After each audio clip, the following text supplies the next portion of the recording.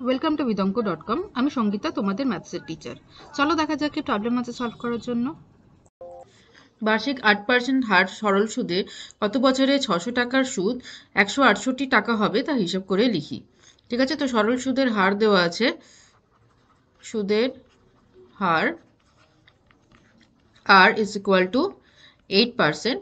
ঠিক আছে, বলছে কত কত বছরে 600 টাকার, তার মানে আসল হচ্ছে এখানে আসল পি ইজ ইকুয়াল টু 600। ওকে, 600 টাকা আমাদেরকে সময় যে বের করতে হবে। আর সুদ দেওয়া আছে, সুদ হচ্ছে সিম্পল ইন্টারেস্ট, সেটা দেওয়া আছে 168 টাকা।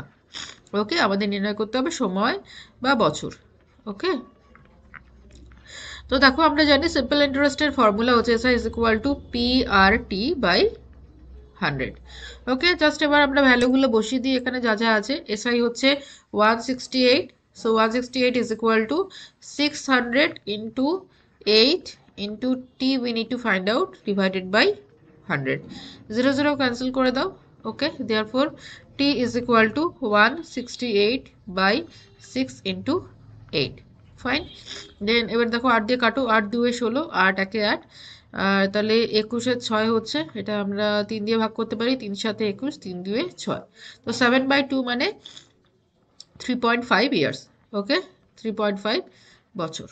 ঠিক আছে, তো তাহলে 3.5 বছরে এই টাকাটা সুদ হবে 168 টাকা। Okay, so this is our answer. Thank you for watching vidonko.com। অঙ্কের আরও প্রবলেম এবং সলিউশনের জন্য আমাদের ওয়েবসাইট অবশ্যই ব্রাউজ করো।